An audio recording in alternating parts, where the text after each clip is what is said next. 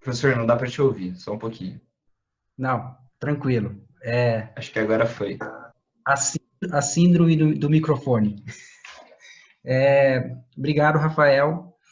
Inicialmente, né, eu sou o Júnior Garcia, professor do Departamento de Economia, mas eu quero começar agradecendo, né, ao convite do Cássio, a oportunidade de participar da Semana Acadêmica, né, para compartilhar um pouco do que é a economia ecológica. Então, parabéns ao Cássio, obrigado pela oportunidade. Né? Então, eu sou o professor Júnior Garcia, né? Eu atualmente estou lecionando Introdução à Economia no Departamento de Economia, é, em módulo remoto, então ofereci a disciplina em módulo remoto, né? E também trabalho, né, com outras disciplinas optativas que, quando é possível, eu ofereço. Além disso, eu sou coordenador do grupo de estudos em macroeconomia ecológica, do Departamento de Economia. O site é www.gemaeco.wordpress.com, então, caso vocês tenham interesse. Eu participo também do Núcleo de Estudos em Economia Social e Demografia Econômica, NESD, vinculado ao Departamento de Economia e coordenado pela professora Angela Welters. E nesse sentido, quero destacar que desde o início da pandemia, né, nós do NESD temos acompanhado, né, a dinâmica da pandemia no estado do Paraná. E todas as informações nós temos divulgado em nosso site, www.nesd.fpr.br. Até o momento, já publicamos mais de 30 notas técnicas a respeito da pandemia no estado do Paraná. Além disso, temos mantido há mais de 5 meses a atualização diária das informações no site. Então, todos os dias nós atualizamos o panorama do Paraná, né? E nós estamos utilizando análise espacial. Então, nós estamos espacializando as informações, isso diariamente. Então, vocês, né, caso vocês queiram acompanhar a dinâmica da pandemia, né, ver qual que são as trajetórias, as opiniões, né, as informações que temos levantado, fiquem à vontade e, né, estamos abertos também para sugestões do site, voluntários que queiram participar, escrever, né, e é isso aí.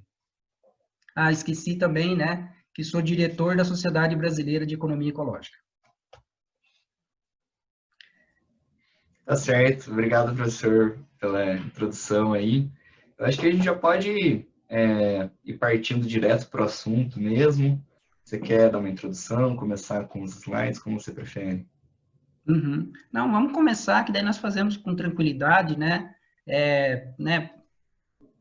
caso alguém esteja chegando atrasado, porque já sabemos que boa parte das atividades econômicas voltaram, então tem vários, né, estudantes que estão estagiando, que estão aí no dia a dia, então esse horário acaba sendo, né, para alguns, um pouco complicado.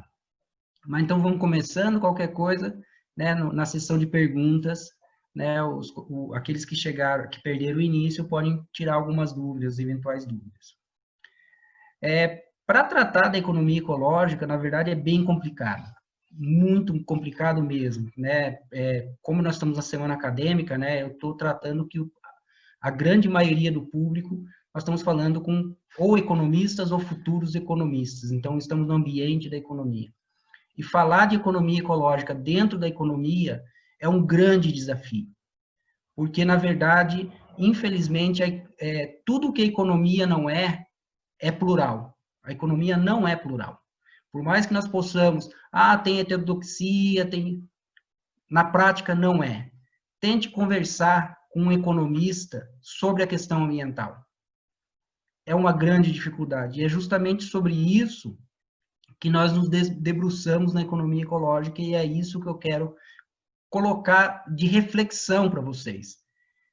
Né? Para vocês entenderem que economia ecológica não vamos dizer assim, uma área à parte, como tem sido vista na economia, né? E como essa discussão, neste formato, traz consequências preocupantes para o futuro. Na verdade, estamos vivendo uma delas. A pandemia é um dos resultados que nós já prevíamos nas nossas discussões de economia ecológica. Então, para vocês terem uma ideia da magnitude do que nós estamos falando, né? Dos impactos que podem ter. Né? Eu coloquei o título, acabei não falando, né? A economia deve ser ecológica. É um título provocativo mesmo, porque ele já remete a uma pergunta, mas a economia não é ecológica? E aí você pode se perguntar, mas como que a economia não é ecológica? Todo mundo conhece, né? Pelo menos aqueles que já foram meus alunos, né? Mas 10 entre 10 livros de economia, né? Seja livros de introdução à economia e livro de macroeconomia, essa imagem aqui, né? Ela está ali nos primeiros capítulos. Se não está no primeiro, está no segundo, né? Que é o fluxo circular da renda e do produto. Mas nunca, né? Ou poucos estudantes se perguntam, mas onde estão os recursos naturais? E onde está a poluição? Porque, veja, nós estamos falando aqui de produção, né? O fluxo circular da renda e do produto é produção. E para produzir algo, eu preciso de recursos naturais.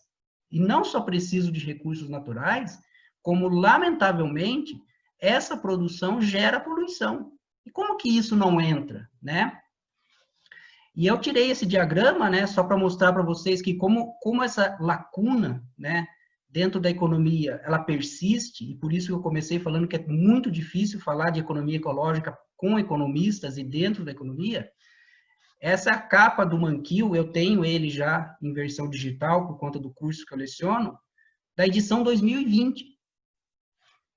Aqui eu tirei uma foto, um print da tela para vocês.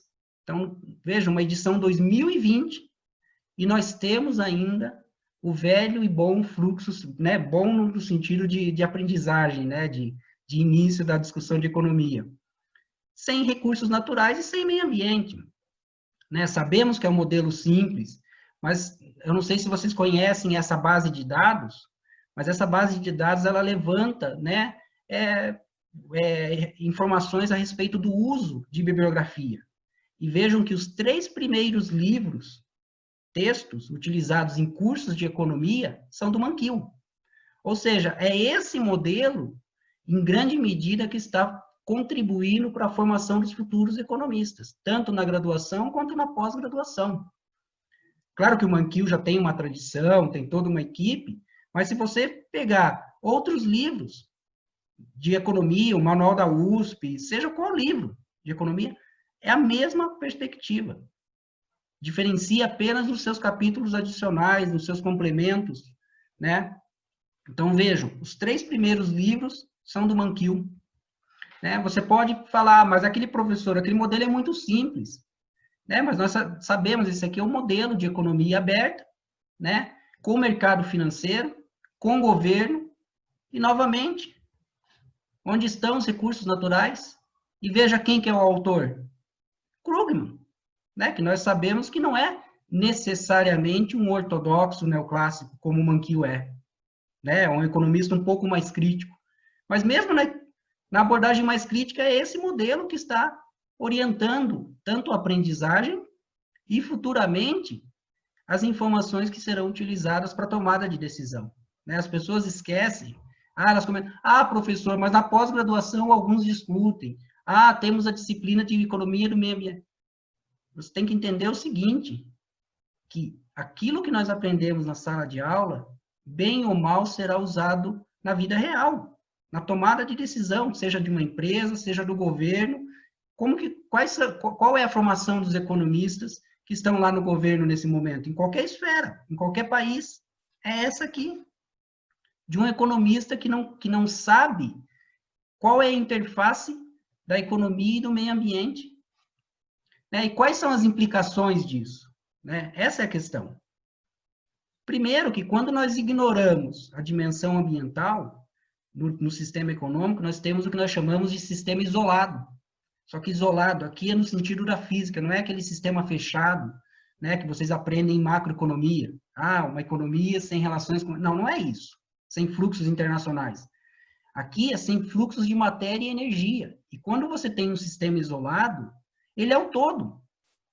E se ele é o todo, significa que ele não tem limites, que ele pode crescer ad infinitos. Eu não vou entrar nesse debate, né, porque não temos tempo, eu quero deixar espaço, né, para perguntas, para comentários, críticas e etc. Mas, veja, se não tem limites, significa que a única perspectiva ou a única recomendação política que um economista sabe fazer é crescimento econômico. Né? Aqueles que já foram meu aluno lembram das minhas críticas a isso, que nós não temos uma economia preparada para um contexto de não crescimento. E a pandemia mostrou isso. Por isso que eu falei que a pandemia ilustra o que nós debatemos na economia ecológica. Porque veja que a queda do PIB não é resultado de uma crise econômica, é resultado de uma crise de saúde pública. Então, não interessa se eu faço política fiscal, política monetária, política cambial, qualquer tipo de política econômica que a nossa caixinha, né, de ferramentas que nós temos da economia, não vai ter efeito sobre o PIB. Por quê? Porque não é uma crise econômica. E aí vem a pergunta, o que nós fazemos num contexto desse? Não sabemos. E fazemos o que estamos fazendo, saiu o resultado do PIB. Apesar de todos os déficits, todos os gastos, não teve resultado. Por quê? Porque não é uma crise econômica. Então, as ferramentas têm que ser outras, o objetivo tem que ser outro, e não o crescimento econômico. Isso é só né, uma das implicações muito graves, porque vocês estão vendo a consequência. Né? Nós estamos numa universidade pública e estamos pagando por isso. E diante disso, né, alguns economistas, né, aqui eu estou colocando economistas no sentido do convencional, né, eles, vamos dizer assim, aceitam um pouco a questão ambiental. Mas por que isso? Por conta do novo contexto. Eu convido vocês a visitar esse portal, que é o The Great Acceleration, que mostra as trajetórias, tanto socioeconômicas quanto ambientais, do sistema natural, e que tornaram a questão ambiental preocupante na dinâmica econômica e na dinâmica social. Não vou entrar em detalhes dos dados, porque não vem ao caso, não tenho tempo para isso, mas convido a vocês. Em função dessas tendências ambientais e dos impactos, né, da dinâmica ambiental na dinâmica social e econômica, alguns economistas começaram a reconhecer a importância do papel do meio ambiente. E eles tratam, na verdade, o meio ambiente como se ele fosse um setor econômico. Né? Quem já conhece matriz, insumo, produto, pense o meio ambiente como uma das colunas da sua matriz, insumo, produto. Uma coluna que você tem a extração de recursos naturais, então o meio ambiente é como se fosse um almoxarifado, e eu vou lá e preciso de 1.000 metros cúbicos de madeira. Vou lá e pego 1.000 metros cúbicos de madeira para fazer papel. Preciso de 1 milhão de toneladas de minério de ferro para fazer aço. Vou lá e pego. E é assim, 1 milhão de barris de petróleo. É um almoxarifado, só que é um almoxarifado sem fundo, que tem quantidades inimagináveis de recursos naturais. Essa é a visão.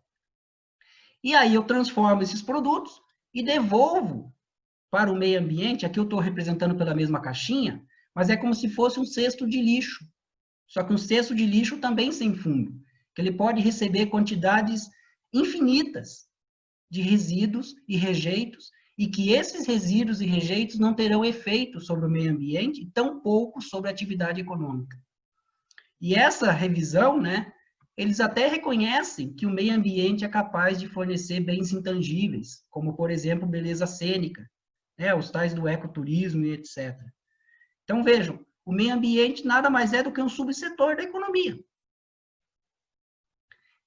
E, desse modo, eles até reconhecendo, estes economistas que estão agrupados numa subdisciplina da economia, principalmente a economia neoclássica, que chama economia do meio ambiente, eles entendem, olha, existem limites ao crescimento, mas esses limites são relativos, por isso que vocês estão vendo em degradê as flechinhas aqui. Eles são relativos, e por que eles são relativos? Como o meio ambiente é um subsetor, né, e ele só serve para fornecer recursos naturais e receber nossos lixos, o que nós temos que trabalhar é a eficiência no uso desses recursos naturais. E como que nós trabalhamos a eficiência? Tecnologia. Então, não existe limite ao crescimento, porque a tecnologia é capaz de superá-los. Só que daí eu coloco a seguinte questão para você. Desculpa. Foi. Né? Essa perspectiva de que a tecnologia né, é suficiente para superar os limites impostos pelo meio ambiente, tanto na questão de extração de recursos naturais, quanto na questão de resíduos, deu origem ao que nós chamamos de curva ambiental de Kuznets. Lá no passado, né, Kuznets relacionou, né, o Simon Kuznets, ele relacionou desigualdade com crescimento econômico. Só que daí, com a questão ambiental, alguns economistas tentaram fazer a mesma relação, só que fizeram essa relação com degradação ambiental. Então, no início do processo de crescimento dos países, você vai ter crescimento, mas esse crescimento é acompanhado com uma degradação ambiental. Ou seja, inevitável. Só que vai chegar num determinado ponto, né, conforme os países vão crescendo, vai desenvolvendo tecnologia, vai aprimorando conhecimento, novas técnicas de produção, e etc, etc. E a partir de determinado ponto, você continua tendo crescimento, mas você reduz a degradação ambiental. Então, essa é a chamada curva ambiental de Kuznets. Na verdade, é uma hipótese que muitos economistas usam para justificar por que ainda devemos continuar adotando políticas de crescimento do PIB. E por que o PIB nunca vai parar de crescer na economia. Porque, para eles, crescimento não é incompatível com proteção ambiental. Só que eu pergunto a eles, né, pergunto a vocês também, se vocês sabem quais são os pressupostos necessários para validar a hipótese da curva ambiental de Kuznets. Eles não sabem, a maioria. Um dos pressupostos para que essa hipótese, aqui é uma hipótese, né, a hipótese da curva ambiental de Kuznets, é que os recursos naturais ou o capital natural, ele é substituto perfeito do capital produzido pelo homem, pela sociedade. Porque, veja, se eu aumento a degradação ambiental, como que eu posso reduzir a degradação ambiental? Com investimentos em capital natural. Então, eu vou pegar, por exemplo, eu vou recuperar um rio, eu vou recuperar uma floresta. Só que, para fazer isso, eu estou substituindo, na verdade, essa perda de qualidade ambiental por capital produzido pela sociedade.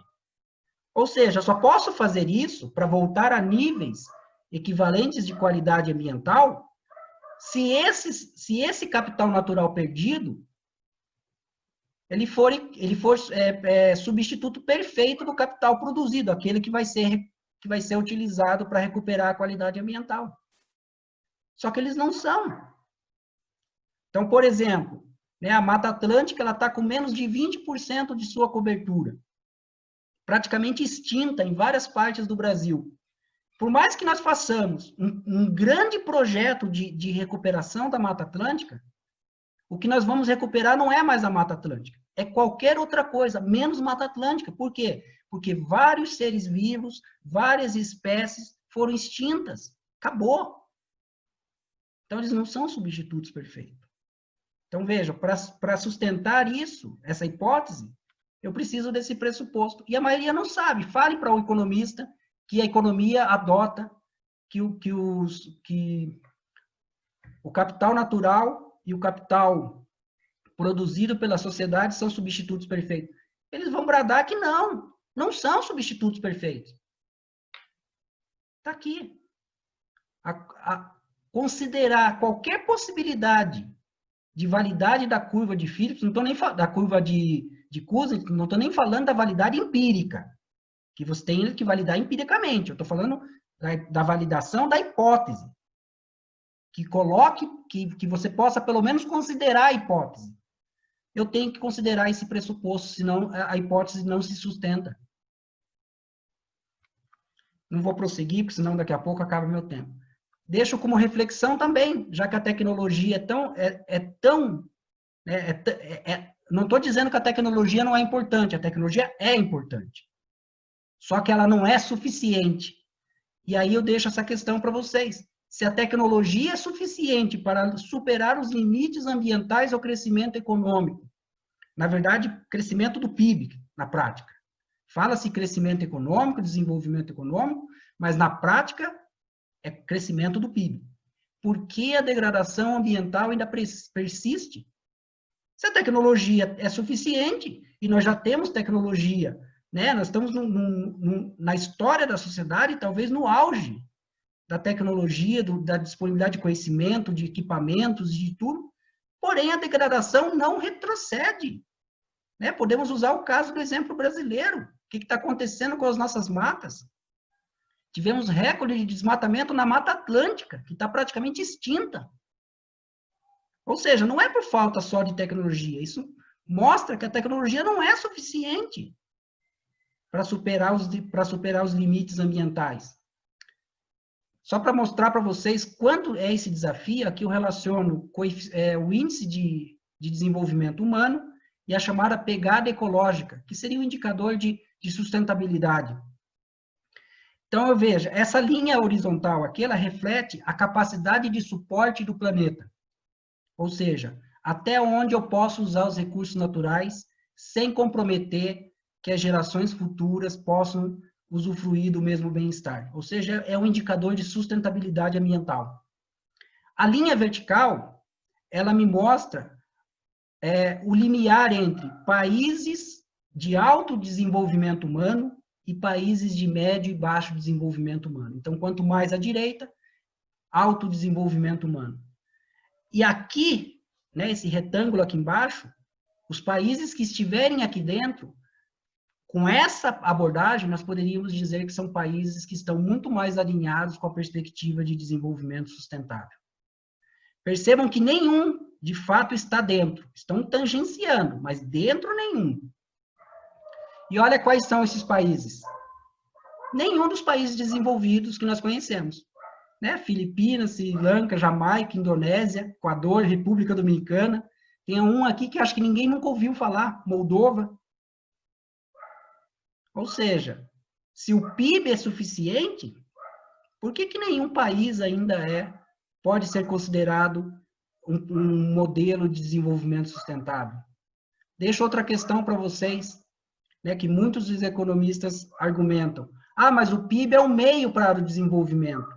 Tudo bem, claro que o PIB é um meio para o desenvolvimento. É do PIB que vem a produção econômica, por exemplo. Por que nós estamos realizando essa semana acadêmica, né, de maneira virtual? Porque existe toda uma infraestrutura, um conjunto de bens e serviços econômicos que permite que isso seja realizado.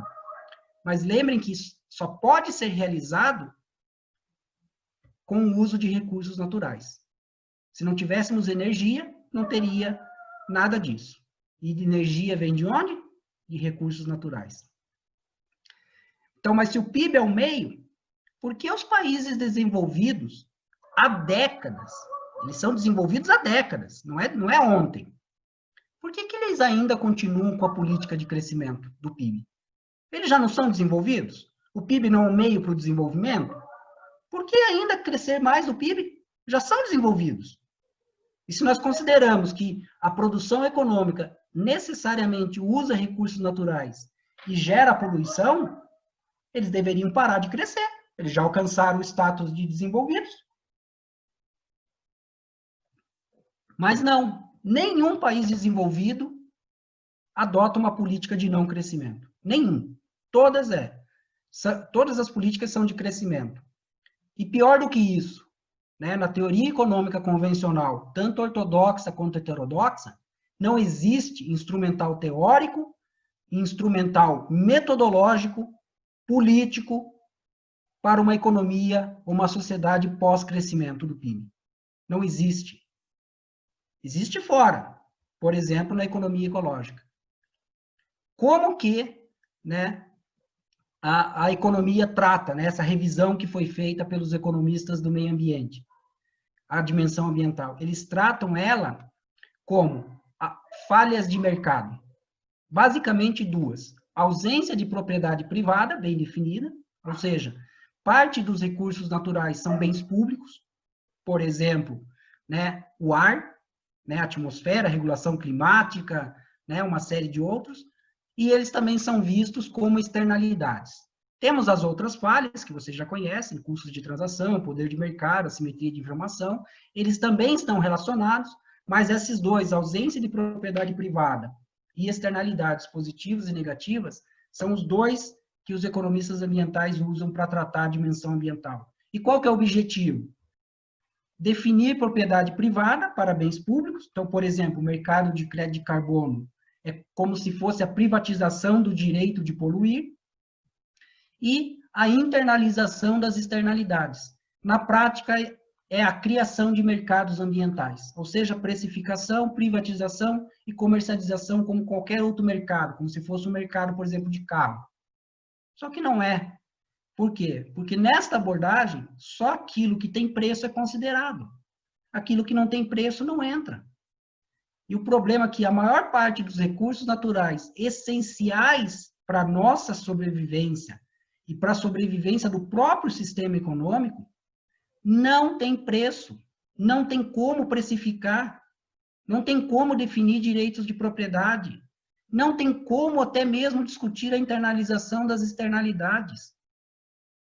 E, portanto, fica fora da análise econômica. Né? Além disso, né, eu não sei se vocês perceberam, na abordagem convencional, o sistema econômico é mercado. Ele é sinônimo de mercado, e não é. O sistema econômico é como eu organizo a minha produção e a minha distribuição. É isso. O mercado é uma das formas que eu posso organizar esse sistema econômico. E não é única, e tampouco ela é dominante na economia, que é pior. As pessoas acreditam que o sistema econômico é igual ao mercado e que só existe o mercado dentro do sistema econômico. Não! Se vocês fizerem uma reflexão crítica, vocês vão perceber que o mercado é apenas uma parte do sistema econômico. E estou falando do sistema econômico que nós vivemos. A maior parte das atividades que nós dependemos, elas são realizadas fora do mercado. Eu sei que está cedo, mas daqui a pouco vocês vão jantar. Vocês vão fazer uma refeição antes de dormir. A maior parte de vocês vai comer uma refeição que não foi comprada no mercado, vocês fizeram em casa, fora do mercado. E ninguém pensou nisso. Quem mora ainda com pai e mãe, foi a mãe e o pai. Vocês pagaram salário para eles? Vocês pagarão pela refeição? Não. Isso é uma transação fora do mercado. E existem inúmeras outras. Por exemplo, a própria atividade que o CAC está fazendo agora. Essa atividade do CAC é fora mercado. E ela está dentro do sistema econômico. O CAC está prestando serviço para a comunidade da UFPR e fora da UFPR, porque não tem restrição. E ela está fora. Eu chamo vocês a essa reflexão crítica. Todas essas questões que eu levantei para vocês, além de inúmeras outras, incomodou muito quando os economistas neoclássicos apresentaram a resposta deles à problemática ambiental. E essa incomodação levou um grupo de cientistas, eu estou usando esse termo porque não são só economistas, a se organizarem para formalizar uma resposta crítica à economia ambiental. E essa resposta foi estruturada em 89, com duas grandes questões: a criação da Sociedade Internacional de Economia Ecológica e a criação do Ecological Economics, que é um periódico acadêmico, científico, para a publicação das pesquisas em economia ecológica. No Brasil, nós temos a Sociedade Brasileira de Economia Ecológica, da qual eu faço parte. Aqui está o site. Nós temos o Boletim de Economia Ecológica, da EcoEco. E nós temos também, no mundo várias sociedades regionais de economia ecológica. E nós temos, aqui na América, no continente americano, a Rede Ibero-Americana de Economia Ecológica, a Rede IBEC, e que nós temos também um periódico chamado a Revista Ibero-Americana de Economia Ecológica.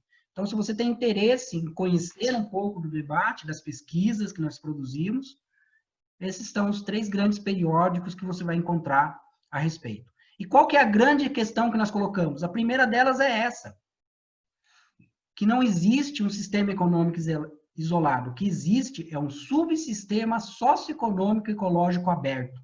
E o que isso significa? Significa que eu tenho um sistema natural. Esse sistema natural é aberto, desculpa, é fechado, porque ele só troca energia com o seu meio externo. Então, aqui, energia solar e a radiação de calor que nós fazemos. Dentro desse sistema natural, nós temos o sistema social, que são as pessoas. Nós temos o sistema econômico, que é a economia, como eu já disse, não é mercado. E tanto o sistema social quanto o sistema econômico, eles são sistemas abertos. Eles precisam de recursos naturais para fazer funcionar ou para sustentar esse sistema. E deles, nós temos a geração de resíduos. Esses resíduos, por sua vez, vão impactar na oferta dos recursos naturais e vão afetar, inclusive, o bem-estar humano. Não vou entrar em detalhes, porque eu já estou me delongando, já são 6h30, já vou dar uma corridinha, Rafael, para ficar tranquilo. Mas a ideia é essa. Então, veja como muda completamente e de maneira radical a discussão na economia. Porque agora eu preciso considerar tanto o papel do meio ambiente como fonte de recursos naturais, mas também como receptor dos nossos resíduos e que eles estão interdependentes. Ou seja, o que nós fazemos na economia vai afetar no futuro, vai afetar as futuras gerações. E aí nós teríamos basicamente isso. Um modelo pelo menos tridimensional. Uma dimensão social, uma dimensão econômica e uma dimensão ecológica. Ou seja, eu não posso separá-las. Elas são intrínsecas. Eu tenho que analisar de maneira integrada. E é isso que nós não fazemos na economia, né? E é isso que a economia ecológica vem defender. Não é possível separar. E não só isso. Se agora o sistema social e o sistema econômico, na verdade, são subsistemas do sistema natural, significa que existe um limite ao crescimento. Tanto o crescimento demográfico, quanto o crescimento econômico. Né? E aqui a energia solar que nos abastece. E, como eu disse para vocês, dentro do sistema econômico, nós temos o mercado. Uma das possibilidades de organização do sistema econômico. Para finalizar já, né? Questões fundamentais. A economia ecológica se preocupa com que fins desejamos, de que recursos nós necessitamos para alcançar esses fins, e quais são os fins prioritários, dado que nós temos um limite absoluto na disponibilidade desses recursos. Ou seja, existe um grande trade-off aqui. Né? E para isso nós precisamos de mecanismos mais adequados para essa discussão.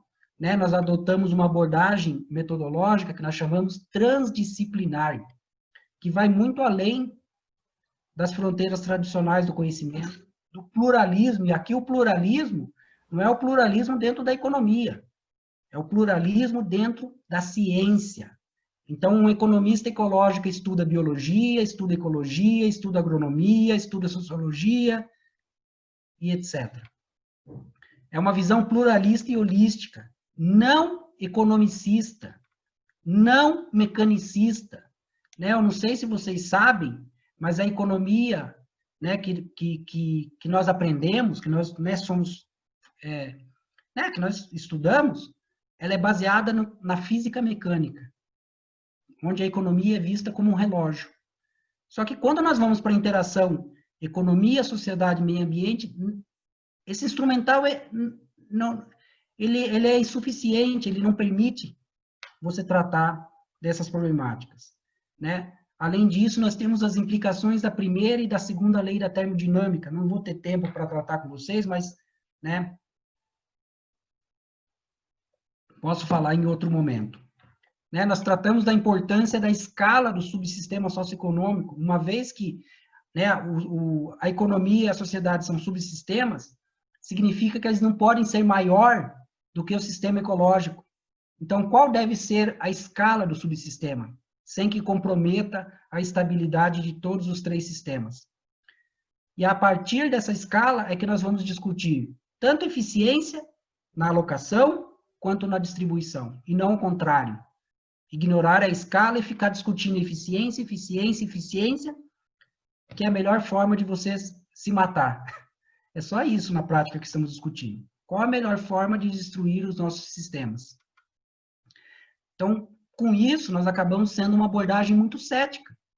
Por quê? Porque nós reconhecemos esses limites, porque nós reconhecemos os limites da substituição entre o capital produzido pela sociedade e o capital natural, e porque alguns bens e serviços ecossistêmicos são insubstituíveis. Pergunto para vocês, qual é o substituto da água? E diante disso, nós incorporamos o princípio da precaução na análise econômica. Para fechar a reflexão, por que a natureza não pode se virar sozinha? Por que não deixamos a natureza se virar sozinha?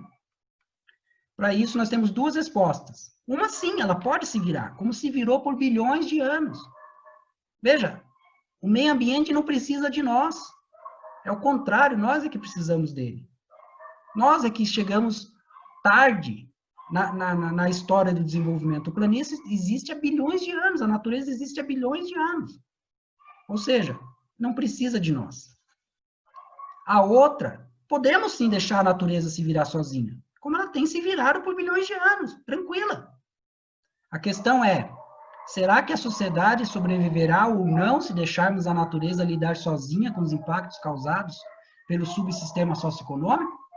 A pandemia trouxe isso, veja. É um vírus que está na natureza. E esse vírus invisível quebrou a economia global e a sociedade. Colocou numa das maiores crises da história da humanidade. Para vocês terem uma ideia do que nós estamos falando. Não é do século XXI, não. É da humanidade. É uma crise sem proporções. Um vírus. E aí eu encerro com vocês. A economia deve ser ecológica? Obrigado. Passei 6 minutos, Rafael. Ah, capaz, a gente tem mais um bom tempo ainda. Queria agradecer, professor, pela exposição. Eu acho que esse debate sobre o meio ambiente é mais do que importante, é essencial. E é exatamente uma das bases da semana acadêmica, né? Trazer uma pluralidade para o debate dentro da universidade. E foi uma questão que eu fiz questão, montando o cronograma, de colocar essa temática dentro. Teve ontem Economia do Clima, com a Paula Pereda, e hoje Economia Ecológica. Eu acho que é de extrema importância todo mundo debater e ficar de olho nessas questões. Então, eu agradeço muito pela sua presença aí.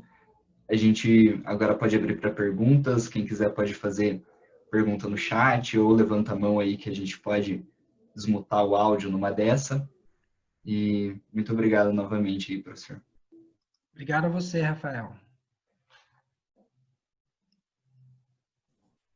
Apareceu já uma pergunta no chat aqui. O João Pedro Silva perguntou, professor, você poderia dar exemplos de bibliografias que ajudam a quem quer iniciar nesse mundo da economia ecológica? Eu vou citar 2 livros que eu recomendo como ponto de partida, apesar que tem vários artigos, né? E você também, João Pedro, né? E todos aqueles que ficaram curiosos de bibliografia, podem acessar também o nosso grupo de estudos.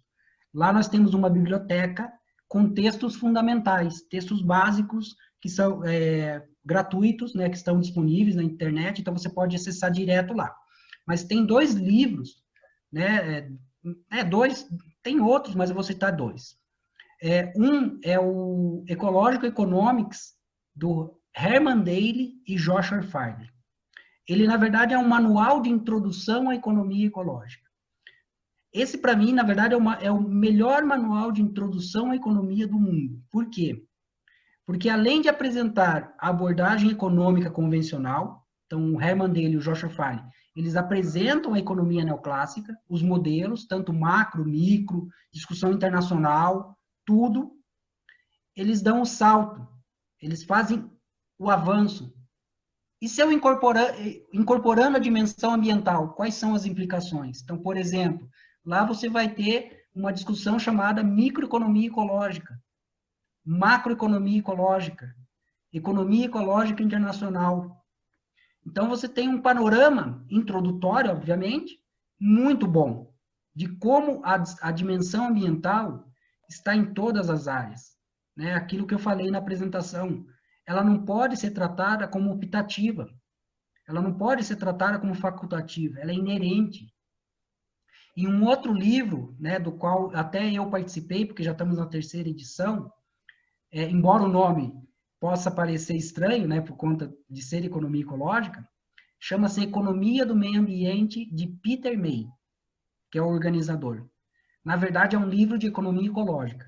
O nome Economia do Meio Ambiente, ele está ali muito mais como merchandising, como estratégia de comunicação, do que propriamente refletindo o conteúdo do livro.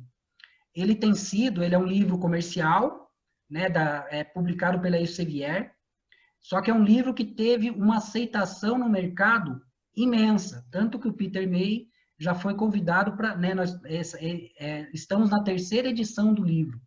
É um livro muito vendido, né? Então, essas 2 bibliografias, você pode ter um bom panorama do que é a economia ecológica. Obrigado pela resposta aí, professor.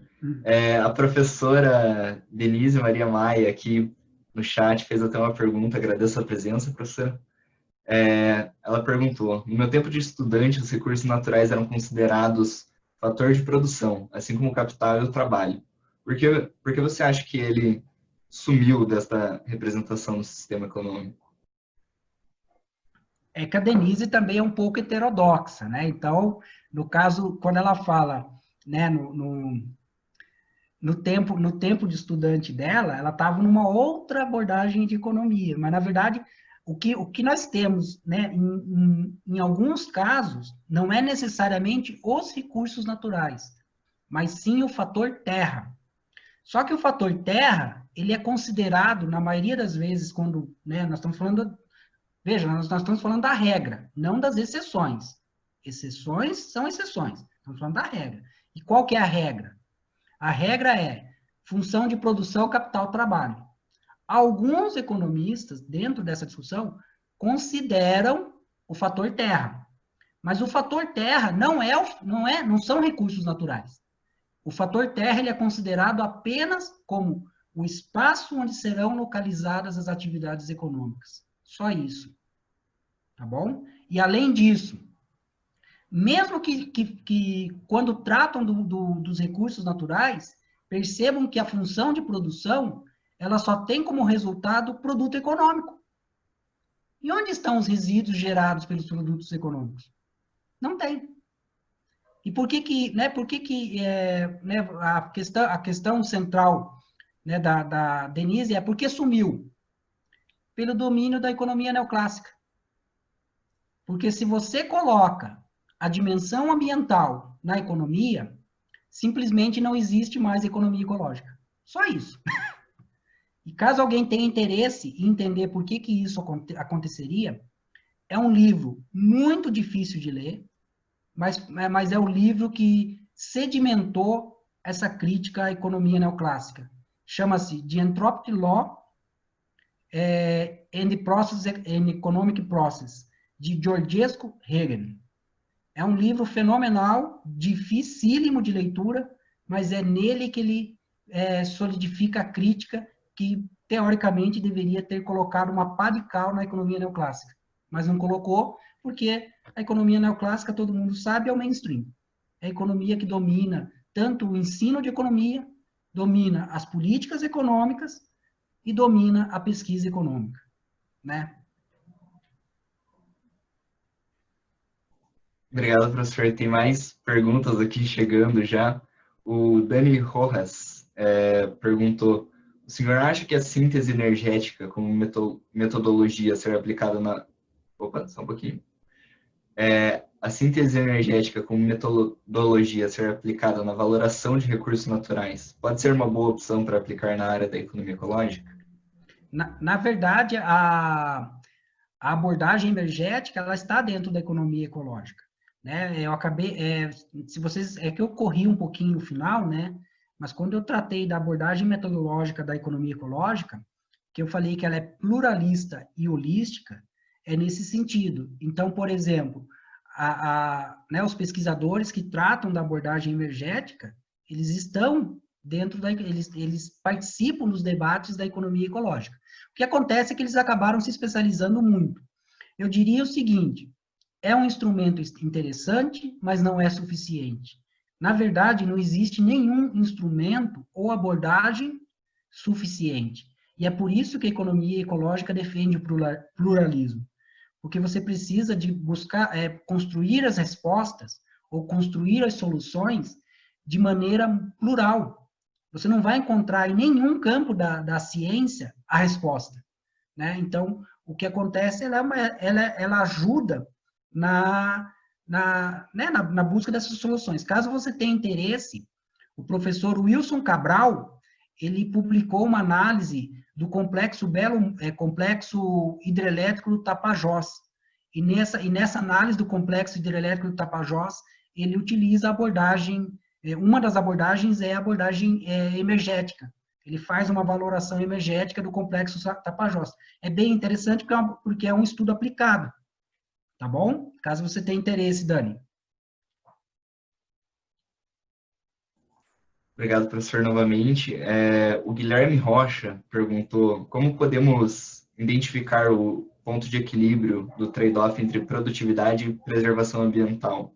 Ou seria esse o pensamento positivista? Na realidade, existe desenvolvimento pleno ecológico em todas as áreas de produção? Na verdade, né, essa questão, a questão que a economia ecológica trata muito, ela não está muito na esfera micro, ela está na esfera macro. Por quê? Porque a sustentabilidade você não discute em setores, você discute ela macro. O que deve ser sustentável é o sistema social e econômico global. Não adianta, por exemplo, o Brasil, né, qualquer outro país ou qualquer outra região, por exemplo, Paraná, Curitiba, ou qualquer setor, adotar práticas, vamos dizer assim, com menor impacto ambiental, se o resto não adotar. Uma das características da dimensão ambiental é justamente não respeitar as fronteiras criadas pela sociedade. Veja o caso da pandemia. Aonde ela surgiu, a contaminação? Pergunta-se nos aeroportos, quando chegou o vírus foi pegar o visto. Não tem, não existe. Então, a discussão ela é na escala macro. A discussão na escala micro é como que eu vou conseguir, a partir das tecnologias e a partir das demandas que eu tenho na sociedade, adequar nosso padrão de produção e nosso padrão de consumo dentro dos limites impostos pelo sistema natural. Claro que a produtividade tem um papel-chave, mas ela estará dentro desse contexto da escala global, tá bom? Então, o trade-off, na verdade, não é micro, ele é macro. E é essa uma grande crítica que nós temos, que, por exemplo, na macroeconomia, né, quem já fez, né, aqueles que estão aqui, que já fizeram microeconomia, vão lembrar, quando que uma empresa para de aumentar a produção? Quando ela maximiza o lucro, né? Custo marginal igual a receita marginal. Ou seja, é o que nós chamamos de regra de quando parar. Ou seja, quando parar de crescer. Na macroeconomia isso não existe, a regra de quando parar. O produto, né, que é o PIB, ele não existe, ele não tem a contraface dele, que é o custo, como você tem na microeconomia. Então, essa perspectiva não foi levada para macro. Então, todo o crescimento do PIB, ele é positivo. Por quê? Porque não tem custo. Custo que eu digo, custo ambiental, custo social e custo econômico. Lembre que o PIB você está olhando, né, não os bens intermediários, mas os bens finais. Então, o que acontece? Você está gerando, na verdade, um entendimento equivocado de crescimento, de progresso. Na verdade, eu tenho que confrontar o crescimento do PIB com o crescimento dos custos. Caso vocês tenham interesse, eu tenho um estudo que nós fazemos isso, que nós utilizamos um indicador chamado DPI, Indicador de Progresso Genuíno. E lá no site está esse estudo gratuito para baixar. Obrigado novamente, professor. Só para ver se mais alguém tem alguma pergunta, daí a gente pode finalizar, dar um minutinho aqui para ver se... Tem um comentário aqui do Dani, e que metodologia podem ser aplicadas com sucesso na economia ecológica. Né, como economista ecológico, Dani, eu posso te falar o seguinte, dado que a economia ecológica é plural, qualquer metodologia, de qualquer ciência. Por exemplo, eu já utilizei nos meus estudos, na minha tese mesmo, eu utilizei metodologias da hidrologia, da ecologia, da agronomia, para discutir a questão econômica. E veja, isso está distante de vocês, estudantes de economia e economistas. Então, quando nós discutimos dentro, né, os problemas dentro da economia ecológica, a nossa caixa de ferramenta, ela comporta toda a ciência, todo o conhecimento científico. Aí você já vê o desafio que é ser economista ecológico. Não é só ler o manual do Banquil e você vira economista. Ou ir lá assistir os vídeos do Instituto von Mises e você vira economista. Não. Você tem que ler, a partir do problema que você está enfrentando, em várias áreas do conhecimento. Por exemplo, eu participo de vários grupos de pesquisa da ecologia, da biologia, da agronomia. Eu tenho várias parcerias de pesquisa com a Embrapa. Ou seja, falar em metodologia, como eu disse, não tem uma.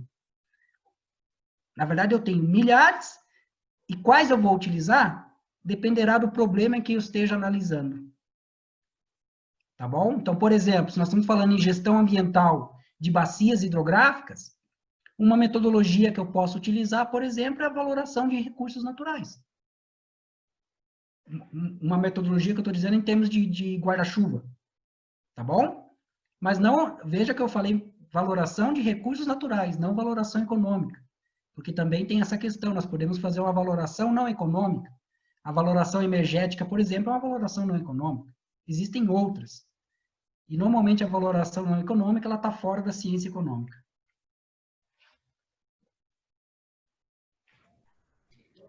Tá certo, professor.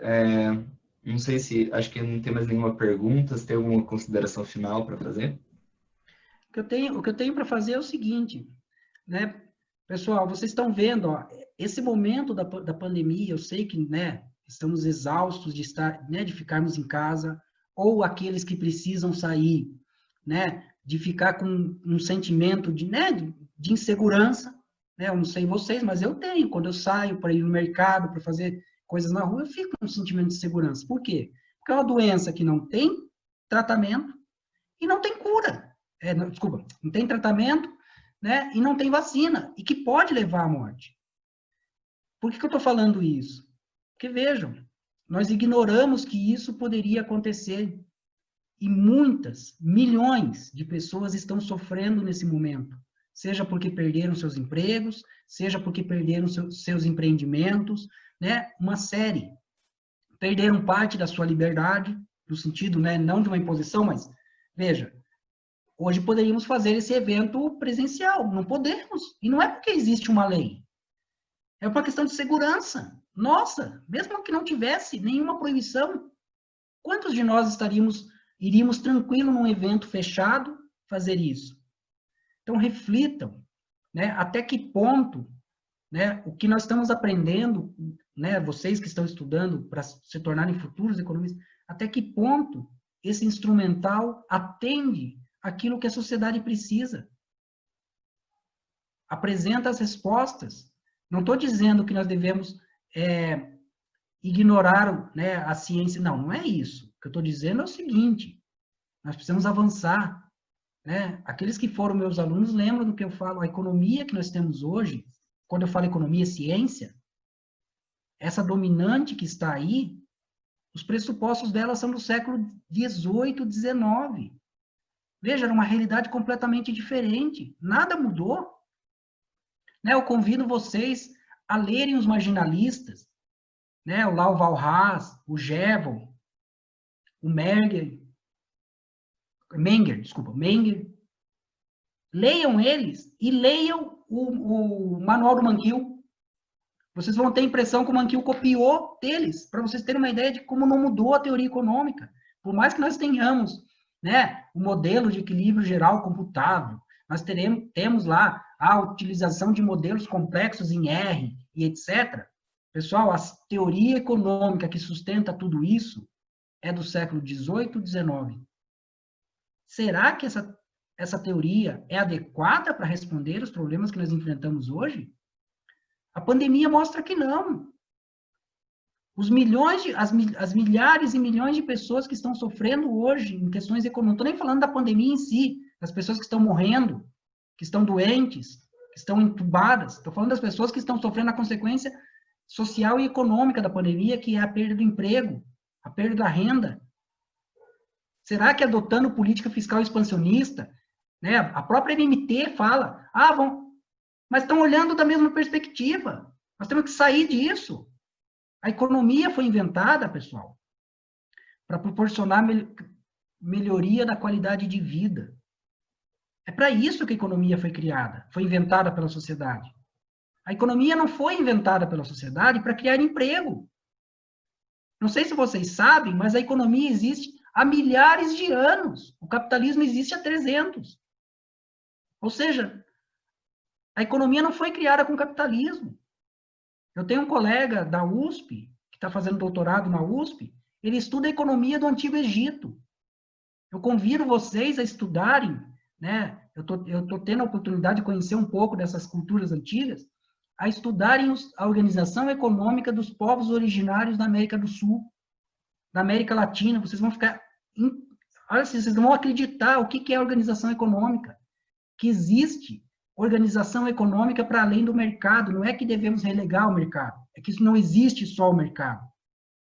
E a economia não é só mercado. E isso nós não vemos, né? Nós vemos um movimento, precisamos pluralizar o ensino de economia, o ensino nas universidades. Mentira! Pluralizar nada.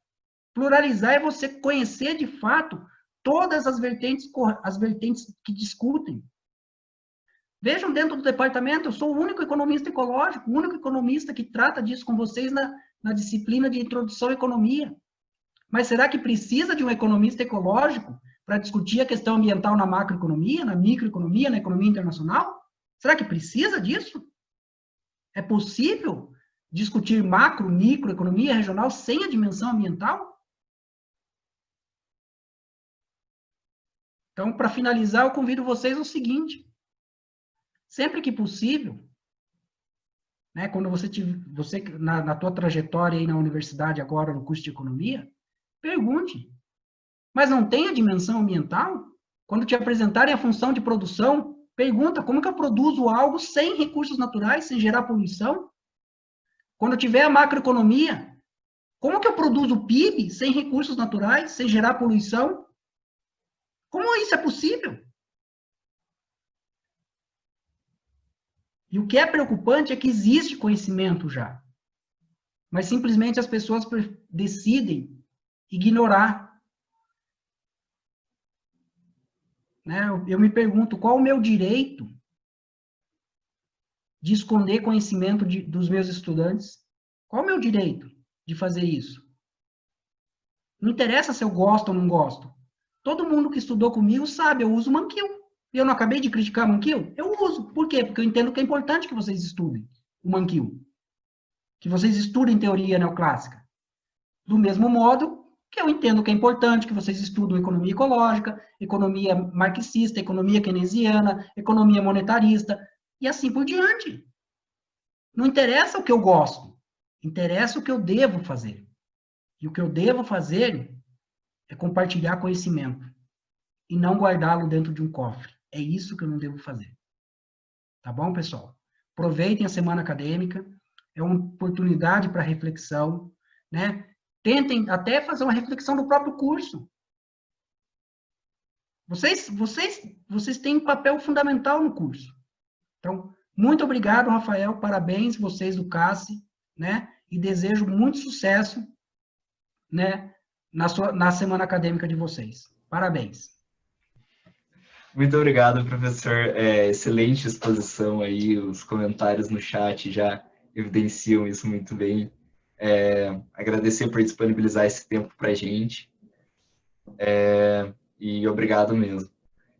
Obrigado Só a em vocês. relação à continuação do evento, pessoal, a gente ainda vai ter 2 sessões hoje, uma falando sobre impactos da pandemia no mercado de fusões e aquisições, e a última e terceira vai ser sobre redes complexas no mercado de capitais brasileiro. O Guilherme Rocha, que também é do Centro Acadêmico, vai mediar as próximas aqui. Então, como me despeço por hoje, boa noite aí para todo mundo. Aproveitem a semana acadêmica. Ainda tem muita coisa boa pela frente, então se inscrevam nos próximos dias. E é isso aí. Muito obrigado e boa noite para todo mundo aí. Tchau, tchau, pessoal. Obrigado. Tchau, tchau.